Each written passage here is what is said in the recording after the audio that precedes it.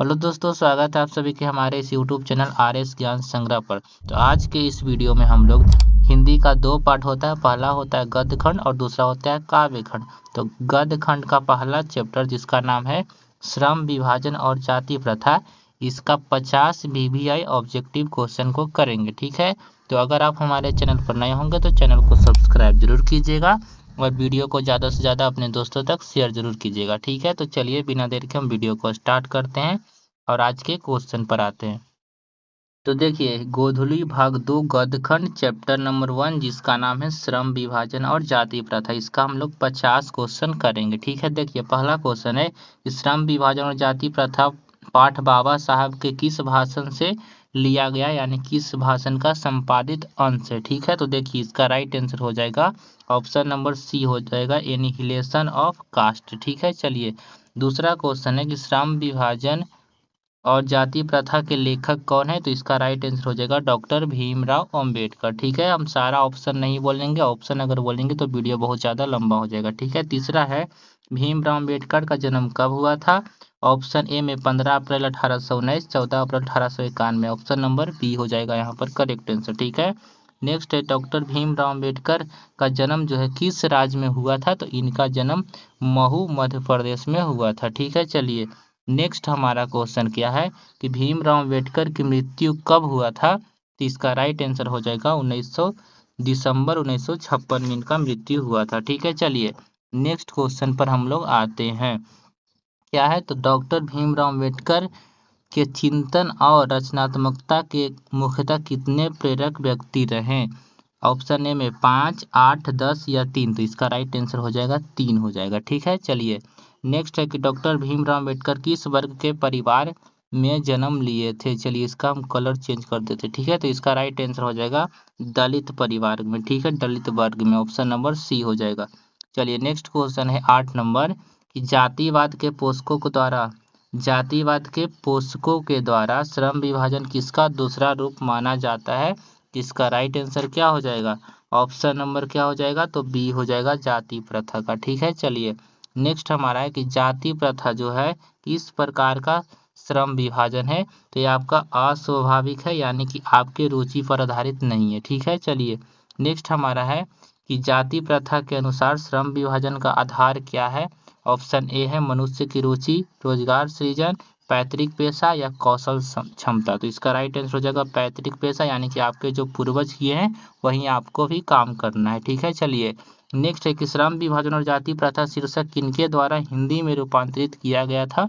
इसका right answer हो जाएगा Lalai Singh Yadav, option number C. ठीक है, चलिए नेक्स्ट हमारा क्वेश्चन है कि जाति प्रथा मनुष्य के पेशे को किस प्रकार प्रभावित करता है। इसका राइट आंसर हो जाएगा यह मनुष्य को जीवन भर के लिए एक पेशे में बांध देती है, ऑप्शन नंबर बी हो जाएगा। ठीक है, चलिए नेक्स्ट हमारा 13 नंबर क्वेश्चन है कि विडंबना का अर्थ क्या है। ऑप्शन ए उपेक्षा, उपहास या अवलंबन या आडंबर, तो इसका राइट आंसर हो जाएगा उपहास होता है। ठीक है, विडंबना का अर्थ होता है उपहास। चलिए नेक्स्ट क्वेश्चन पर हम लोग आते हैं। नेक्स्ट क्वेश्चन है कि सच्चे लोकतंत्र का पर्याय क्या होता है, तो सच्चे लोकतंत्र का अर्थ होता है भाईचारा। ठीक है, ऑप्शन नंबर सी हो जाएगा। चलिए नेक्स्ट हमारा 15 नंबर क्वेश्चन है कि डॉक्टर भीमराव अंबेडकर के प्रेरकों यानी जो उनके 3 प्रेरक व्यक्ति थे उनका नाम क्या क्या था। राम कबीर महात्मा गांधी या बुद्ध रहीम कबीर, बुद्ध कबीर ज्योतिबा फुले, बुद्ध कबीर महादेवी वर्मा। इसका राइट आंसर सी हो जाएगा बुद्ध कबीर और ज्योतिबा फुले। ठीक है, चलिए नेक्स्ट क्वेश्चन है कि बाबा साहेब अम्बेडकर संपूर्ण वाङ्मय जो पुस्तक है वो कितना खंड में प्रकाशित की गई है, तो इसका राइट आंसर हो जाएगा 21 खंड में। ठीक है, चलिए नेक्स्ट है कि लाहौर का वार्षिक सम्मेलन कब हुआ था। इसका राइट आंसर हो जाएगा क्या बताइए, लाहौर का 1935, 1936, 1835 या 1836। तो 17 का राइट आंसर कौन सा हो जाएगा, ऑप्शन नंबर बी हो जाएगा 1836 में हुआ था। ठीक है, नेक्स्ट है कि डॉक्टर भीमराव अंबेडकर जो है उनकी रचनात्मकता के प्रेरक व्यक्ति इनमें से कौन थे। महात्मा गांधी नहीं थे, विवेकानंद भी नहीं थे, गोपाल कृष्ण गोखले भी नहीं थे, Jyotiba Phule, option number B is the correct answer हो जाएगा। ठीक है, चलिए नेक्स्ट है कि इनके प्रोत्साहन पर जो बाबा साहेब जो थे उच्चतर शिक्षा के लिए न्यूयॉर्क गए थे, तो इसका राइट आंसर हो जाएगा बड़ौदा नरेश, ऑप्शन नंबर सी हो जाएगा। ठीक है, नेक्स्ट है कि बुद्ध एंड हिज धम्मा के लेखक कौन है? तो इसके लेखक डॉक्टर भीमराव अंबेडकर जी हैं। ठीक है, चलिए नेक्स्ट हम लोग क्वेश्चन पर आते हैं कि भीमराव अंबेडकर की रचना कौन सी है? तो इसका राइट आंसर हो जाएगा the right and fall of the Hindu women. ठीक है, ऑप्शन नंबर ए हो जाएगा। चलिए नेक्स्ट हमारा क्वेश्चन है 22 नंबर। नेक्स्ट क्वेश्चन है 22 नंबर की डॉक्टर भीमराव अंबेडकर के अनुसार जाति प्रथा श्रम विभाजन के साथ साथ और किसका विभाजन का रूप लिए हुए है? तो इसका राइट आंसर हो जाएगा श्रमिक विभाजन का। ठीक है, ऑप्शन नंबर ए।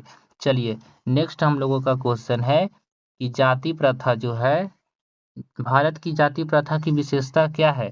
तो यह श्रमिकों का अस्वाभाविक विभाजन है। ऑप्शन नंबर ए हो जाएगा। ठीक है, चलिए नेक्स्ट क्वेश्चन है कि जाति प्रथा जो है स्वाभाविक श्रम विभाजन नहीं है, क्योंकि यह क्या करता है बताइए? यह मनुष्य की रुचि पर आधारित है, या यह पैतृक पेशा से संबंध नहीं है, यह मनुष्य की रुचि पर आधारित नहीं है। ऑप्शन नंबर डी आपका राइट आंसर यहाँ पर हो जाएगा। ठीक है, चलिए नेक्स्ट क्वेश्चन है आप लोगों का कि लेखक आज के उद्योगों में गरीबी और उत्पीड़न से भी बड़ी समस्या किसे मानते हैं? तो आपका राइट आंसर हो जाएगा निर्धारित कार्य को अरुचि के साथ विवशतावश करना, यानी कि ऑप्शन नंबर ए हो जाएगा। ठीक है, चलिए नेक्स्ट हम लोगों का क्या है 26 नंबर को 26 नंबर क्वेश्चन है कि कौन सी व्यवस्था मनुष्य के प्रशिक्षण अथवा उनकी निजी क्षमता का विचार किए बिना ही उसका पेशा निर्धारित कर देती है? तो इसका राइट आंसर हो जाएगा जाति व्यवस्था। ठीक है, option number A. Next question है कि आधुनिक मनु किसे कहा जाता है? आधुनिक मनु किसे कहा जाता है? चलिए यहाँ पर इसका ऑप्शन है, तो आधुनिक मनु किसे कहा जाता है? डॉक्टर भीमराव अंबेडकर को कहा जाता है। ठीक है, नेक्स्ट हमारा है कि संचारित का अर्थ क्या होता है? इसका राइट आंसर क्या हो जाएगा? तो प्रवाहित हो जाएगा। ऑप्शन नंबर सी हो जाएगा। ठीक है, नेक्स्ट है कि लेखक की दृष्टि में विडंबना की बात क्या है? तो लेखक की दृष्टि में विडंबना की बात यही है कि आज भी जातिवाद के पोषकों की कमी नहीं है। चलिए नेक्स्ट क्वेश्चन पर आते हैं 30 नंबर कि लेखक की दृष्टि में आदर्श समाज कैसा होना चाहिए? तो आदर्श समाज जिनमें स्वतंत्रता, समता और भ्रातृत्व का भाव हो, वैसा होना चाहिए। ठीक है, चलिए नेक्स्ट हमारा है कि लेखक बेरोजगारी का प्रमुख और प्रत्यक्ष कारण किसे मानते हैं? तो जाति प्रथा को। ऑप्शन नंबर सी हो जाएगा। ठीक है, चलिए नेक्स्ट हमारा है क्वेश्चन कि डॉक्टर भीमराव अंबेडकर का जन्म कहाँ हुआ था? तो इनका जन्म महू मध्य प्रदेश, यानी कि महू जो यहाँ पर एक जिला का नाम है और मध्य प्रदेश राज्य है। ठीक है, डॉक्टर भीमराव अंबेडकर ने किस पत्रिका का संपादन किया था? डॉक्टर भीमराव अंबेडकर ने किस पत्रिका का संपादन किया था? 33 का राइट आंसर क्या हो जाएगा? बहिष्कृत भारत हो जाएगा। Option number C. ठीक है, चलिए नेक्स्ट हमारा क्वेश्चन है कि भारतीय संविधान के निर्माता के रूप में हम किन्हें जानते हैं? तो आपका राइट आंसर हो जाएगा भीमराव अंबेडकर को जानते हैं। नेक्स्ट है कि डॉक्टर भीमराव अंबेडकर का जो संपूर्ण वाङ्मय है वो हिंदी के कितने खंडों में प्रकाशित हो चुकी है? तो आपका हो जाएगा 21 खंडों में। ठीक है, चलिए नेक्स्ट हमारा क्वेश्चन है 36 नंबर कि आधुनिक सभ्य समाज कार्य कुशलता के लिए किसे आवश्यक मानता है? तो आपका राइट आंसर क्या हो जाएगा? तो श्रम विभाजन को। किसको? श्रम विभाजन को। चलिए नेक्स्ट क्वेश्चन हमारा है कि डॉक्टर भीमराव अंबेडकर के पिता का नाम क्या था? इनके पिता का नाम था Ramji Sakpal. Option number B हो जाएगा करेक्ट आंसर। ठीक है, चलिए नेक्स्ट क्वेश्चन है कि डॉक्टर भीमराव अंबेडकर के माता जी का नाम क्या था? तो भीमाबाई था। क्या था? भीमाबाई, और पत्नी 2 थी। ठीक है, चलिए नेक्स्ट है 39 नंबर कि डॉक्टर भीमराव अंबेडकर पीएचडी की उपाधि कब प्राप्त किए थे? इसका राइट आंसर 1920, 1918, 1916, 1914। इसका राइट आंसर क्या हो जाएगा? तो इसका राइट आंसर हो जाएगा 1916 ईस्वी में पीएचडी की उपाधि धारण किए थे। ठीक है, चलिए नेक्स्ट हम लोग पढ़ते हैं 40 नंबर क्वेश्चन क्या है कि the caste in India their mechanism किनकी रचना है? ऑप्शन ए भीमराव अंबेडकर, राम मनोहर लोहिया, या महात्मा गांधी, जवाहरलाल नेहरू। इसका राइट आंसर हो जाएगा डॉक्टर भीमराव अंबेडकर। नेक्स्ट है कि मूक नायक क्या है? तो मूक नायक एक प्रकार का पत्रिका है। क्या है? तो पत्रिका है। ठीक है, चलिए नेक्स्ट क्वेश्चन पर आते हैं। नेक्स्ट क्वेश्चन है कि आधुनिक सभ्य समाज में कार्यकुशलता के लिए किसको आवश्यक माना गया है? तो आपका राइट आंसर हो जाएगा श्रम विभाजन को। ठीक है, नेक्स्ट है कि जाति प्रथा भारत में क्यों एक प्रमुख कारण बनी हुई है, यानी किसका बताइए, बेरोजगारी का एक प्रमुख और प्रत्यक्ष कारण बना हुआ है। ठीक है, चलिए नेक्स्ट है हमारा कि 44 नंबर क्वेश्चन कि बाबा साहेब यानी कि भीमराव अम्बेडकर का विख्यात भाषण इनमें से कौन है, तो annihilation of caste, option number C हो जाएगा। ठीक है, नेक्स्ट क्वेश्चन है 45 नंबर कि भीमराव अम्बेडकर ने निम्न में से किनकी रचना की है, ऑप्शन ए बहादुर, नाखून क्यों बढ़ते हैं, जाति प्रथा, या भारत से हम क्या सीखे। इसका राइट आंसर हो जाएगा श्रम विभाजन और जाति प्रथा। ठीक है, चलिए नेक्स्ट हमारा है 46 नंबर की श्रम विभाजन और जाति प्रथा गद्य की कौन सी विद्या है, यानी यह क्या है, कहानी है, निबंध है, शब्द चित्र है या डायरी है, तो आपका निबंध है। ठीक है, चलिए नेक्स्ट हम लोग 47 नंबर क्वेश्चन पर आते हैं और 47 नंबर क्वेश्चन क्या है,